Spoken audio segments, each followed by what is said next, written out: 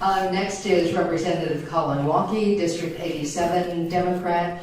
Also, his late uncle, Brian, and I worked together in radio, as my husband and I did. Journalism Hall of Famer as well.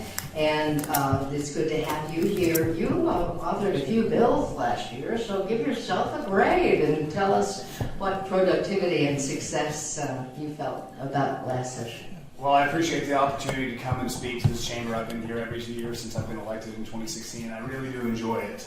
I taught college for a little bit, and I'd love to go back to the classroom because I'm afraid that we have grade inflation going on rampantly in our universities and educational systems. And so I'm a hard grader.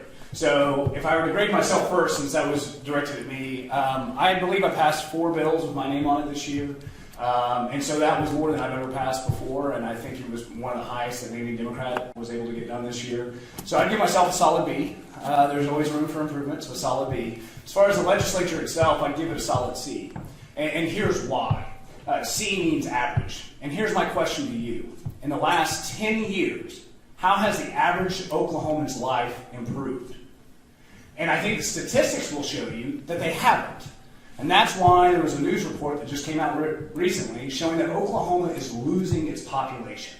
So what we have is we have a bunch of legislators who, to quote Chris Rock, want credit for stuff they're supposed to do. You're supposed to fund education. You're supposed to fund health care. You're supposed to fund criminal justice. So don't give yourself a pat on the back for doing what you're supposed to do. What we fail to understand is to frame the issue properly. Oklahoma has always been in the 80th percentile of what we paid our teachers.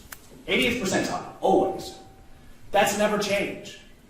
And so how do you change it? By actually having the revenue to fix the problems. And right now, this year, we put $200 million away, as you heard the Senate Pro Tem mention earlier. We already had $800 million in the rainy day fund, which is more than we've had for the past 3 or 4 years, okay? So we had $200 million sitting there that we could have used for mental health, criminal justice, or to help the least amongst us through reinstating the earned income tax credit refundability, which only cost the state $30 million and would benefit 300,000 people in this state. So, I think we can do more, we should do more, and we need to quit just talking. Which brings up the point of interim studies.